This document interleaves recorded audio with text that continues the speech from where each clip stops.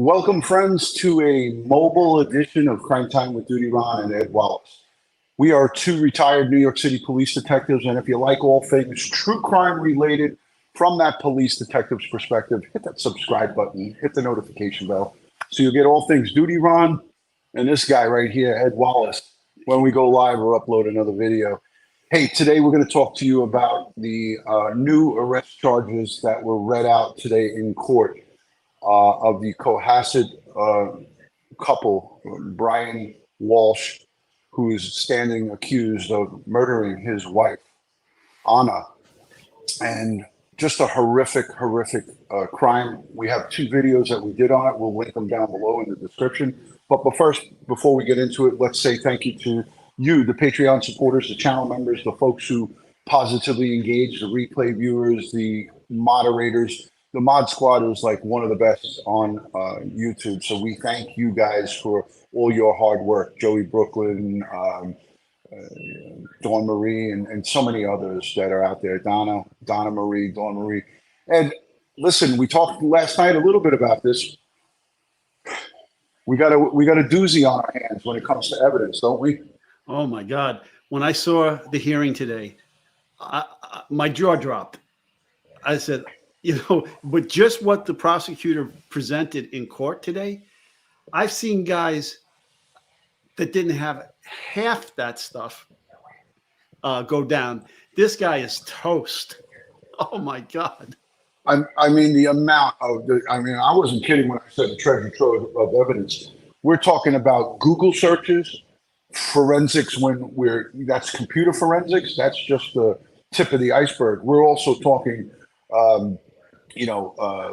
blood-soaked items recovered not only just from his home, but in a garbage can that he bought at Home Depot and at a dumpster, and also from the trash processing center. Right, and the dumpster was by his mom's house. Is that the same mom's house that he got lost going to? Yeah. Unbelievable. The totality of everything is just mind blowing. I mean, this guy couldn't be any stupider.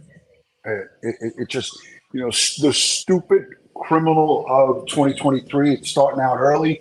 Well, Brian Walshe earns that, and the smug look on his face at his court appearance that we showed the last time, and even here today, the audacity that he had this morning to stare down the prosecutor. I don't know how many people in the chat saw what Ed and I saw live and in court, but this guy was staring, and he was making a couple of motions like no, like she had it wrong. Yeah. Like very subtle shaking of the head, but most of the time he was just staring down at the prosecutor and focusing on her. And good camera work. Kudos to the news crew that were inside that courtroom focused in on him. So I want to play a little bit of a timeline for the folks. Josh is kind enough to hang out here with us for a few minutes. So Josh, if you could cue that up and fire that one up. Let's just play this so everybody can get an idea of where we're at today. This is just a short little piece. I think the number one concern is finding Anna and finding out what happened. The timeline in the mystery of what happened to Anna Walshe spans more than 2 weeks, starting on New Year's Day. That's when her husband, Brian Walshe, claims she left her Cohasset home in a rideshare or taxi to fly to Washington, D.C. for work. But prosecutors say there is no evidence Anna got a ride or went to the airport. Brian Walshe tells investigators on this day he ran errands for his mother in a nearby town, but they find no evidence those trips occurred.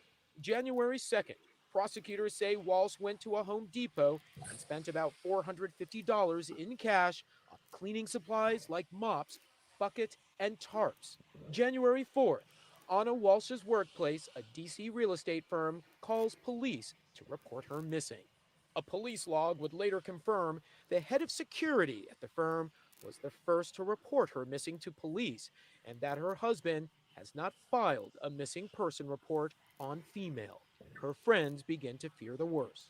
I think something has gone horribly wrong when it comes to her.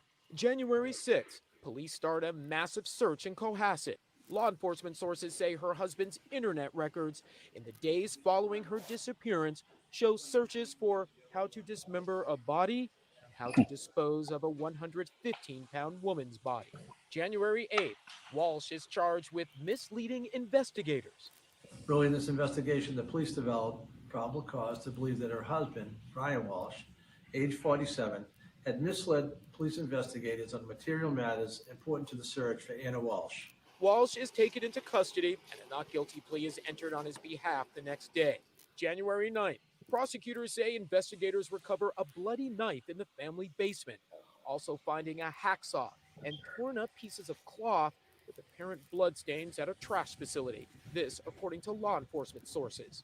January 17th, Walsh is charged with his wife's murder, his arraignment set for Wednesday, when the district attorney says additional details about the case will be released. His attorneys declined to comment on the latest charge. Those who knew Anna Walsh now left wondering why the mother of 3 young boys would have been killed. She was beautiful every day. When I saw every day, she was decked out, and she was just her smile. She smiled, and I never saw her upset. I never saw him upset. It was just the strangest thing. Jason Carroll, CNN, Cohasset. Thank you. Thank you, Josh. Yeah, so a beautiful young woman. He was, the husband was 47 and she was 39 years young. There's never any good straight answer of why this happens, why a spouse would not only kill their significant other, but to, as it's alleged here, to cut her up and throw her out as garbage. It just makes it so much more heinous. I think she was setting herself up to leave him, and there's some things that came out in court today about him searching about how long it takes to get inheritance, or something to that effect, if I remember what I was watching correctly. And so it seemed like he knew that she was going to leave him, and there may be some there might be some money nexus here with why he killed her before she could leave him. Yeah, and they'll get to the bottom of that.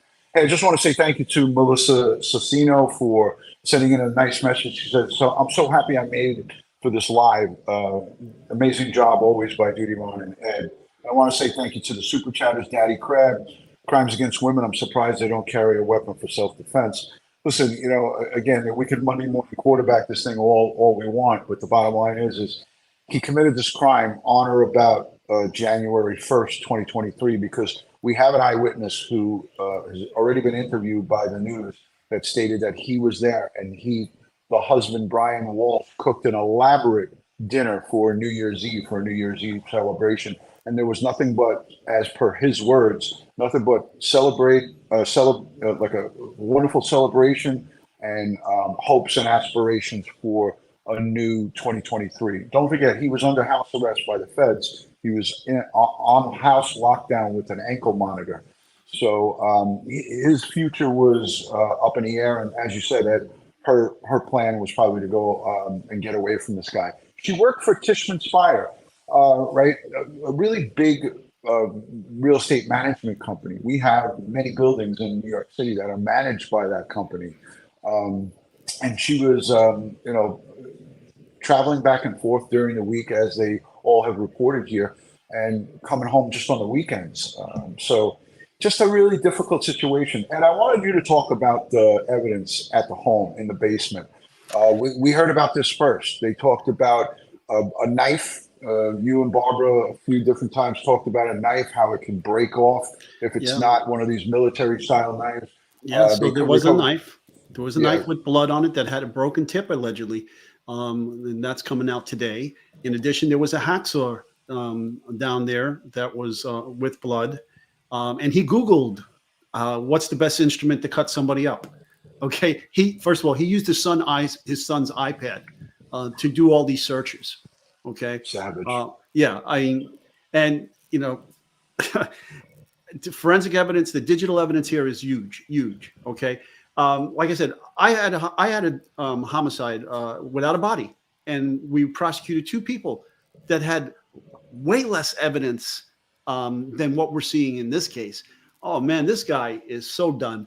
But yeah, they found that down there, and there was also, when they went to the house, they noticed that he had the back seats of his vehicle were down, and he had a plastic cover over it. But then the next time he went there, the police, and they saw that that plastic cover was gone, and there was freshly evidence of fresh vacuum lines in the material that was underneath the plastic. They found his Google searches about luminol, his Google searches about baking soda and decomposition of the body in a plastic bag, out of the plastic bag. All these searches. Oh my God, I couldn't believe what I was hearing today. I've never seen anything like this. And then 10 ways to dispose of a body. I mean, the list goes on and on. We're going to play a little piece. Josh is going to cue it up for us, but go ahead with your thought there, Ed. This, you didn't have to be a super ace detective to solve this one. It just fell in law enforcement's lap. Right. And when we come back, I want to talk with you, Ed, about, the significance of the Massachusetts State Crime Lab and how we see the connection, as well as, this is Cohasset, Massachusetts. It's not a huge police department. And they reached out to the Massachusetts State Crime Lab to help them investigate this case. And we look back here at the University of Idaho and the case in Moscow, Idaho, how they reached out to the Idaho State Police. It's happening quite often in some of these larger cases where you have a crime of this magnitude and this heinous. This is a heinous, sick crime. We're going to listen to the prosecutor talk about the charges. So if you suffer from PTSD, or if you have some kind of issues with this is a gory description of things that happen. So if you suffer from any PTSD, I'd suggest that you maybe tune out and maybe come back. But thank you to everyone that's here, and thank you for people that are joining in. So Josh, we could play that. This is the court hearing this morning, the arraignment. Suspected killer Brian Walshe is now being held without bail for the murder of his wife, Anna Walshe. This, as prosecutors reveal bombshell evidence they say incriminates Brian Walshe in his wife's death. Walshe appeared in Quincy District Court Wednesday morning, where prosecutors recapped the case and gave new details they say led to Walsh's new charges. Law and Crime Network was inside the courtroom, where Walshe stood with his hands cuffed in front of him, looking disheveled with messy hair. As prosecutors laid out a laundry list of evidence against him, Walshe listened intently and made eye contact. Among the most notable information revealed, Walsh's search history included phrases like 10 ways to dispose of a body, how to stop a body from smelling, how to embalm a body, and how long does DNA last. Prosecutors say Walshe researched these topics and more multiple times in early January.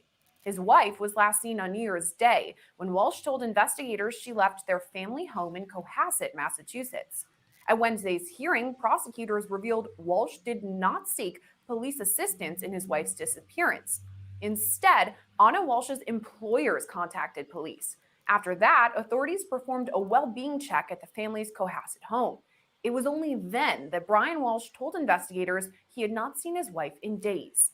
As the investigation into Anna Walsh's disappearance continued, officials recovered blood and a bloody knife in the basement of the Walsh's home. They later found surveillance video of him buying cleaning supplies, tape, and a tarp from Home Depot. On Wednesday, prosecutors announced they recovered 10 trash bags containing stains consistent with blood at a garbage transfer station north of Boston. Investigators say the items originated from a dumpster at an apartment complex where Walsh's mother lives. Along with the trash bags, investigators recovered tape, gloves, carpet, a COVID-19 vaccination card in Anna Walsh's name, and a hacksaw. Investigators also noted multiple items were recovered with both Brian and Anna Walsh's DNA on them. Prosecutors recommended Walshe be held without bail, and his defense team did not object. He's due back in court on February 8th for a status hearing. Until then, he's being held at the Norfolk County House of Correction. As this developing case continues to unfold, stay with Law and Crime Network for the latest details. Reporting for Law and Crime Network, I'm Sierra Gillespie. So there was another video that actually showed the court appearance where the prosecutor kind of laid out the charges. It was kind of bad audio, and you could hear it. kind of sort of okay. But that was the one that I wanted to play there. But this one was just as good because it went over everything. The other one, if we have the other one, I'd like to play it. Yeah, I have it. I sent it to Josh. Oh, okay. So because let me tell you, folks, the premeditation that occurred here, the planning, the research. Okay, if ever a case screamed for capital punishment, this one does. And unfortunately, in that state, they don't have it. They don't have it. Yeah. Thank you, Josh. If you could cue that up, this one really this kind of hammers it home, I believe. Face a judge for these new murder charges. Let's listen in. Charged on the first day of January 2023. Let me know in the chat if you could hear it good. To beat Brian Walshe with intent to murder a dead person. You're also charged with returning to a body hid without lawful authority, did willfully dig up or remove human remains. Not guilty, please the answer. Do you understand the charge, Mr. Walsh? I do. I'm here from the Commonwealth. Yes, thank you, Your Honor. We're not contesting bail or probable cause, so we would ask that if you believe. Thank you, Ms. Ryan, but I have to satisfy myself with probable cause. Thank you. Thank you, Your Honor. Lynn B. Lynn for the She was due to report to work on January 4th, but did not appear. She had a flight on January 1st. Defendant said he had not spoken to his wife since the early morning hours on New Year's Day. Cohasset police were granted permission to bing on his phone to locate her or her phone. And his phone indicated that it was stationary in the area of the Cohasset house on New Year's Eve until 3:14 a.m. on January 2nd. There were no outgoing calls made at that time, and at 3:14 a.m. on the 2nd, it was turned off. Defendant stated Anna should have been wearing a dress, a black jacket, hunter boots, watch, ring, as well as carrying a Prada purse. Defendant gave a time of 6 or 6:10 a.m. on the 1st when he last saw her. What I'd like to do now is just describe his actions in the days from January 1st. Defendant indicated on January 1st at 3 p.m. he did some errands and went to his mother's house in Swampscott, but got lost because he didn't have his phone. He said he knew he was lost when he saw the pirate ship on Route 1. Defendant stayed 15 minutes, then went to Whole Foods and CVS. Surveillance was checked and he did not enter. 21 p.m. is better to throw crime scene clothes away or wash them. Those were on the January 1st. There was also information gained from the defendant's phone, which showed on January 2nd, he was at Home Goods in Norwell, where he purchased 3 rugs. There were also more Google searches on January 2nd. At 12:45 p.m., hacksaw best tool to dismember. At 1:10 p.m., can you be charged with murder without a body? At 1:14 p.m., can you identify a body with broken? He had a face mask and rubber gloves on at the time he was pushing the cart in Home Depot. At 5:32, he was seen at the Derby Street in Hingham, now removing gloves and the mask. Data from his phone also tracked his whereabouts on January 3rd. Locations were traveled at 4:27 on January 3rd to an apartment complex in Abington. Surveillance shows the defendant's Volvo, as well as a male giving the defendant's appearance, exit a car near the dumpster. He walks to the dumpster carrying a garbage bag. He's leaning, and it appears to be heavy as he has to heft it to the dumpster. He walks to the dumpster with the garbage bag and leaves it. On 4:48, he hit another complex in Abington, and at 5:10 p.m., cell phone shows records at another apartment in Brockton. Video shows a party consistent with his appearance and his Volvo. Again, he discarded items in the dumpster. On January 3rd, that same day, at 1:02 p.m., he did some more Google searches. What happens to hair on a dead body? At 1:13 p.m., what is the rate of decomposition of a body found in a plastic bag compared to on a surface in the woods? At 1:20 p.m., can baking soda mask or make a body smell good? On January 4th, The following day, the defendant went to Home Goods and TJ Maxx.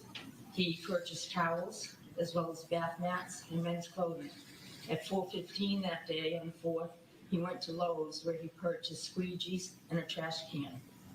On January 4th, when Cohasset police went to the house on the well-being check, officers observed his Volvo with seats down and a plastic liner in the back of the car. The next day, a view of the Volvo showed his seats folded down, floor mats with some dirt, and the carpet appeared to show fresh vacuum streaks. When asked about the liner, the defendant said he threw it in the trash.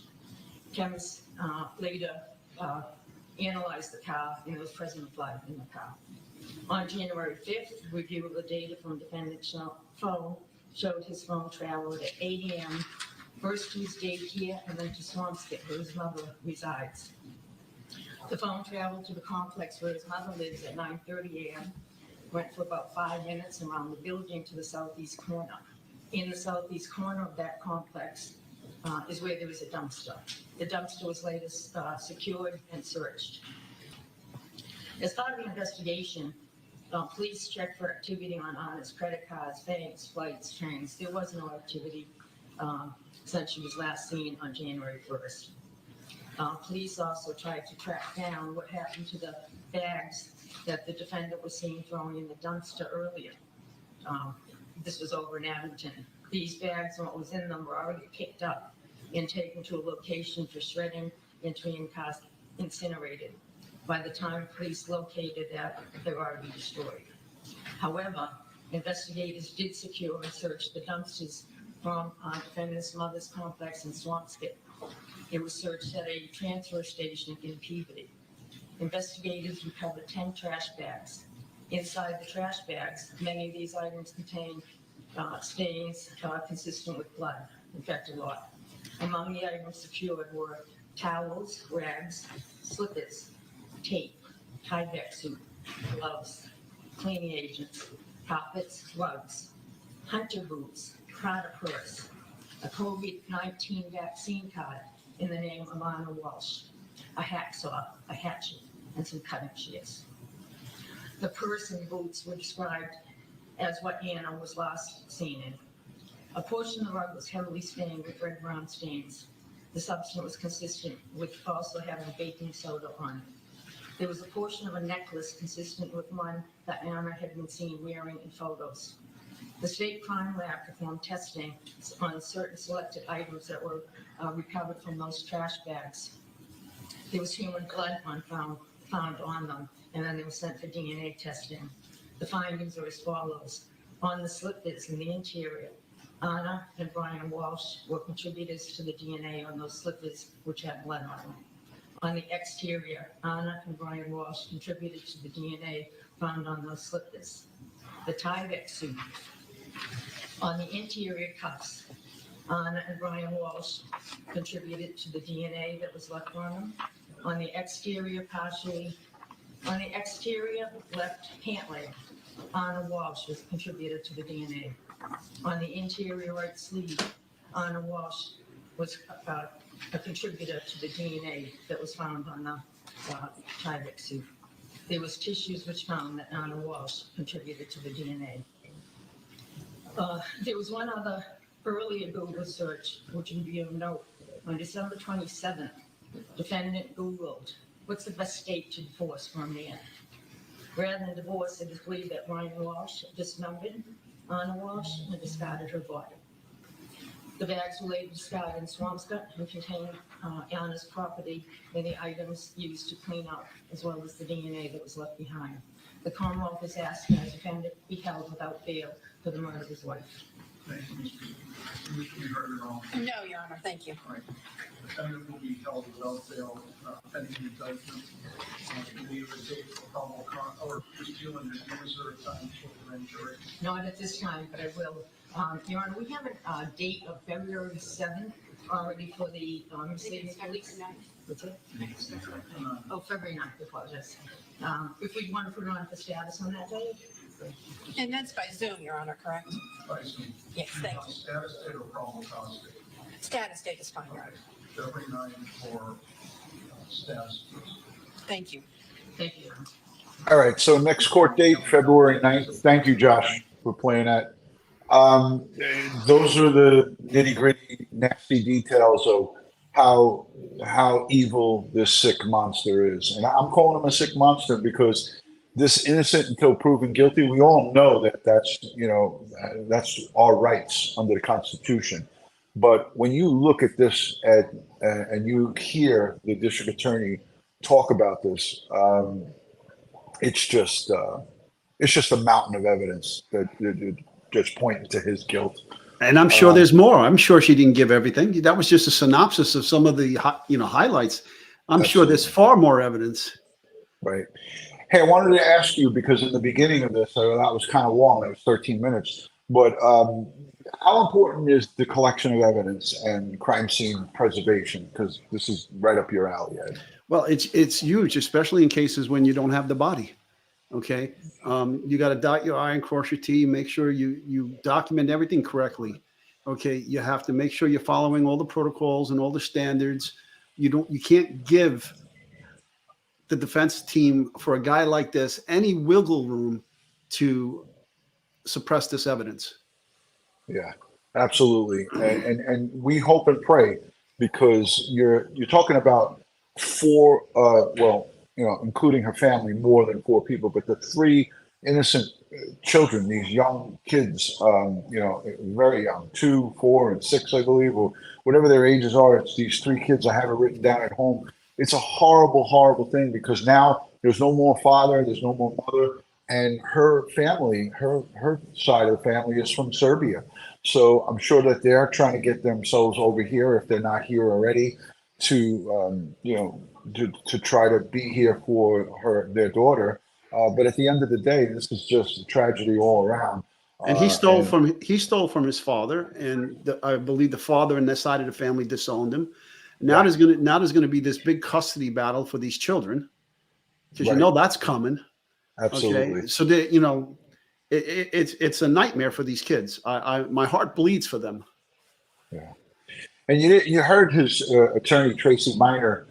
She's probably a court-appointed attorney for this guy. She didn't even try to contest or ask for bail. But in the first session, she was arguing to the judge that he poses no threat to the general public, that he's out on house arrest under the feds. She wanted to, if you guys all recall, she wanted to argue bail in the federal courts. And the judge didn't deny it, but the judge said, if and when we get to that, we can visit it. But she, in the first appearance, was arguing for bail for this guy, his defense attorney, Tracy Miner. But here today, we didn't hear her say anything other than, the status hearing. What did she say? February 9th, right, Ed? Yeah, but she also didn't want her to read this. She told the judge in the beginning, we're not contesting any of this.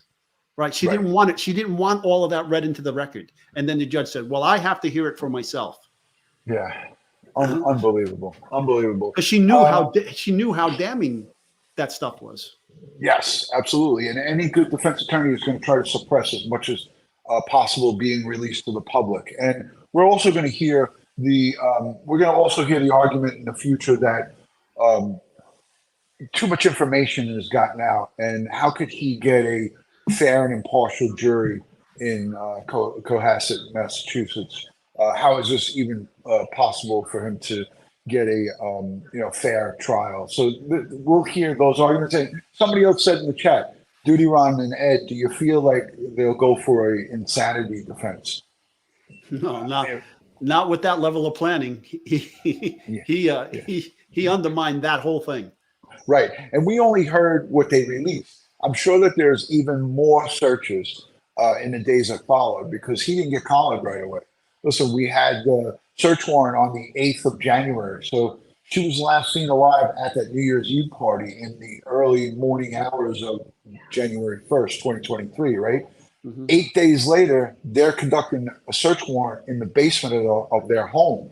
And that's where they recovered the knife that was broken off with blood, a second knife, and also more blood evidence. So that being said, he's had a lot of time to do stupid searches. We heard about the searches that he did in the days that follow, the first, second, third, and fourth. What about the searches that he did all the way leading up until, until he was collared? How do you leave blood, a knife, and a hacksaw with blood on it in the basement several days after your wife is reported missing, knowing that the police are still looking at you?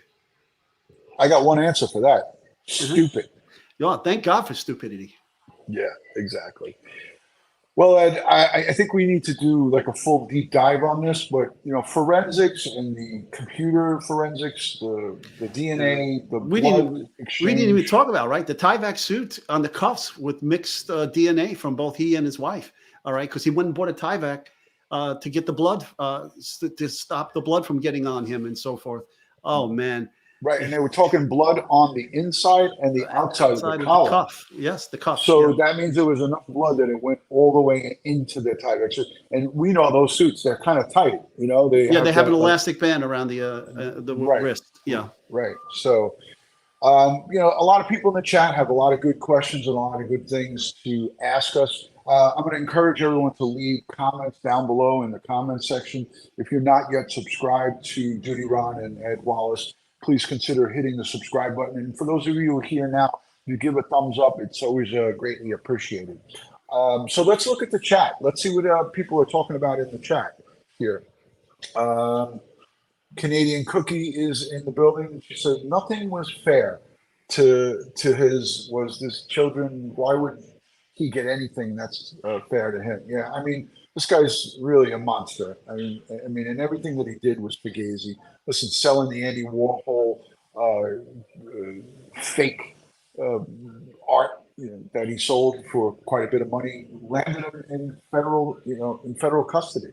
So it is what it is. This guy's he's not an upstanding citizen, that's for sure. Deborah, thank you for becoming a new channel member, and thank you to everyone who's given super chats along the way. Agati is here. ASBO says he represents the face of evil. I happen to concur with that. I don't think anybody could argue with you on that one. Yeah, was it? When I looked at him right away, he looked like somebody to me, and I kept scratching my head to say what it was and who it was, rather. And it was like I think a heavier Andy Garcia, something like that. Yeah, and he looked He had those thick jowls, the thick side jowls. But yeah, I mean, this guy that smirk that he exhibited when he came out of the courtroom, the first appearance. When he was coming out back into the car, he was like smiling, like, "Yo, you're not going to catch me, really, guy? You left so much evidence behind." Run the World says, "Thanks for both of you for being two of the good ones." Hey, we appreciate that. I mean, I don't know who is she comparing us to, though. That's the whole thing. But thank you so much for the super chat. We greatly appreciate that. Angie Ing, I see that. I see what you're saying. Yeah. And hey, by the way, Sunday, Gong Hei Fa Choi. I'm not sure what that means or what that says. Happy New Year. Happy New Year. Happy New Year. All right, great. Happy New Year, Angie, and everybody who celebrates. KK Gons says, "Hi, DutyRon and Ed, watching from work in Wisconsin. Don't get in trouble. Don't get in trouble." Thank you, everyone who's joining in. Anybody that's new, we greatly appreciate it. This case, Anna Walshe, 39 years young. Her husband, and I called him her ex-husband because I said this on my live. If you take your significant other's, your wife's life, you don't get the honor of, say, being called the husband. So Brian Walshe, 47 years old, charged with the murder of his wife, dismemberment and so forth of her remains. What a vile, evil monster. And I'll say this till the sun goes down. It takes a special kind of evil to commit this type of crime, especially when it's somebody who is the mother of your children, so very, very horrific. And we got a lot to talk about when it comes to narcissistic people are like this. They don't give a crap about anybody else but themselves. Yeah. Okay. So, the kids are an afterthought if they're thought of at all. Yeah. How is he thinking about it? He's using his son's iPad to do all these horrific Google searches. What if the kid, I know these children are young, but still, he's using the kid's iPad to make these searches. And that's even more that adds to more of the sickness of this whole thing. Blood presence everywhere. We talked about the Volvo, his vehicle with the seats put down, and Yes. there's a tarp put over the seats. And they found blood. They found blood in the car. Yeah. Mm-hmm. So what do you think? I mean, he actually Googled the use of luminol, I believe it was, right? Didn't he? Yeah. So this guy was trying to think of everything, you know, but he was doing it. He was thinking out loud on Google, which, you know, just goes to show you, you know, even if you delete a search in history, it's still there. It's always there. Hey, I wanted to get this out because I have some notes in front of me. Anna Walshe, we see on her Instagram or social media pictures of her. She's a beautiful woman, beautiful young woman, a black dress, a black jacket, boots with her blood on it were recovered from various locations, and also a necklace that we see her wearing in her Instagram profile and on some of her Instagram pictures. So this too also added on to the mountain of evidence is recovered at various different crime scene locations. And kudos to the investigating authorities who had a crime scene that spanned not just one location, multiple locations. I wouldn't even doubt if we hear something about additional locations in the future, because they were searching and they may still continue to be searching for more of her remains. There was a conversation had about some of her remains. They got to some of the places where the transfer stations that they talked about in Peabody. The Peabody transfer station, they incinerated their garbage. They burned their garbage. So unfortunately, and this is publicly put out there, they got to it too late. So some of her possible or potential remains at that transfer station were incinerated. I was just in Peabody twice last year training Boston cops there. And, you know, it is Peabody. They don't call it Peabody. Okay. Yeah. It's Peabody. And I got it right, Ed. I got it you right. did. You nailed it. You nailed it. Yeah. Okay. Because when I looked at it first, I'm looking, oh, Peabody. I've never been there. And then, no. Yeah. Peabody. No. Peabody. And kudos to my friends in Boston. I go to Boston every year to catch a Red Sox and New York Mets game. I'll never go. Well, I can't say I'll never. I never try to go when it's Yankees Boston because it's a rowdy crowd. When you go when it's the New York Mets and the Boston, the only thing that we have to talk about is Buckner, missing that ball under his legs and the Mets winning the World Series. Buckner booted. Or, you know, but Yeah. if you really want to hurt somebody from Boston, you bring up Bucky Dent. Yeah, no, we're not looking to hurt anybody from Boston. No. But yeah, no, I hear you. Yeah, I hear you. I didn't want to go there, but you did. Hey, listen, I love Boston. That is my favorite town. I had a really good buddy up there. I love Fenway Park. I've been there numerous times. Yeah. You know, it's all good. You know, good. Yeah, some people in the chat are thinking like the husband was after her money. I don't know. I mean, look, that could be a possibility because the husband did change his father's will. He doctored up his father's will to try to get money. He sold fake Andy Warhol art pieces of work, got caught. He is, by what I could see from my little bit of looking into him, the guy's a scammer. You know, he's like somebody who is wheeling and dealing, a snake oil salesman kind of guy. But anything is possible here. But I truly believe that there's a possibility, a strong possibility that he felt the sky was falling and that she was going to leave him. He probably caught on because there was no mentions of her husband to some of her closest friends and coworkers. There was not a lot of pictures of them together current. Like there was past older pictures that we see of them, but there was nothing that was current. In other words, you know, we're together with our wives. We take pictures all the time and we're always having pictures together, but you don't see any of that. You see some older pictures where he looked a little different from in the past when things were maybe a little bit better times. So it's unfortunate, but you know, there's no reason behind this. There's no reason for someone to kill and dismember their significant other. And that is under all of this evidence that's presented to us, pretty much basically what he did. And that's very horrific. Ed, you got anything else before we wrap it up? I got to get back to the office. 43 minutes. No, well, I mean, they pled not guilty. This is such a strong case against him. I have no idea what the defense team is going to be able to do or mount any kind of defense against this. I wish he would save the world and his community up there all this money in fighting this and going to court and just plead guilty. Yeah. He's not going to get the death penalty. I mean, so, you'll do life in prison without the possibility of parole where you belong. But something says to me, just by looking at this guy, and I hope I'm wrong, I feel like we're not going to get that from him. He's going to be a scumbag, and excuse my language, ladies. He's going to be a scumbag, and he's going to let this process unfold unless he has some type of epiphany and he comes to his senses and says, you know what, you guys got me. I'm just going to throw the towel in. But, again, people are saying that she never spoke about him, and that's some of the readings that I'm getting from my research is that she was on her way out the door, and in typical narcissistic fashion, he snuffed her life out, and he took her life away from her at 39 years young. Unfortunate. And we see these things so often happening across not only the United States, but across the globe. It's just very, very unfortunate, folks.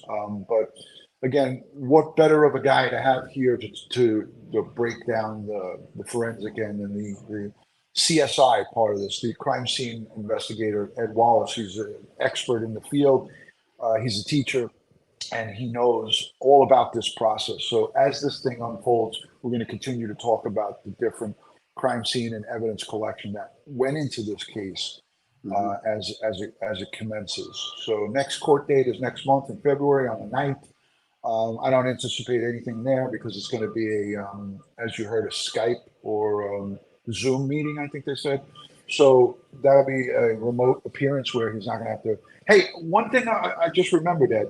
Let's circle back to Brian Kohlberger just for a second. We talked last night about him not being cuffed up, right? Yes. But look at here in Massachusetts.